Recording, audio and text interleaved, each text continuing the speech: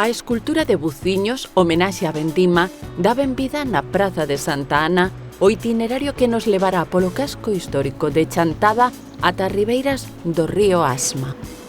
Dende aquí, seguiremos o paseo por algunhas das rúas máis emblemáticas da zona vella, a de Leonardo Rodríguez e a Rúa Comercio.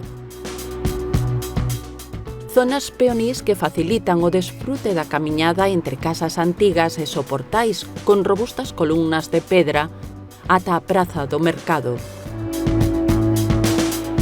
Nela destaca a Casa de Lemos do século XVI, recuperada como Casa da Cultura. É a máis antiga das que hoxe en día se conservan na vila. O seu carón, a igrexa parroquial de Santa Mariña, de nave rectangular e ábsida semicircular.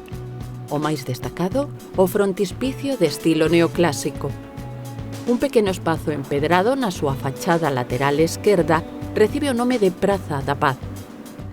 Dende o templo, pola marxe dereita, podemos dirixirnos á Praza de España ou Praza do Cantón, onde se sitúa a Casa do Concello.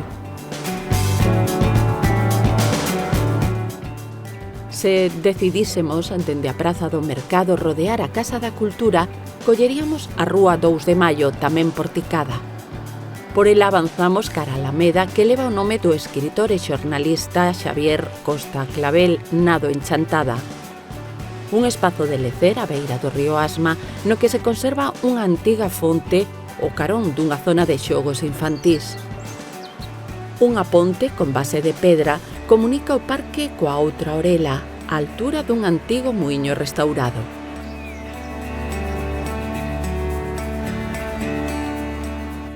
Se continuásemos polo paseo fluvial do Asma duns 2 km de lonxitude, chegaríamos á área recreativa do Sangoñedo. Un percorrido que mestura historia, arquitectura e natureza.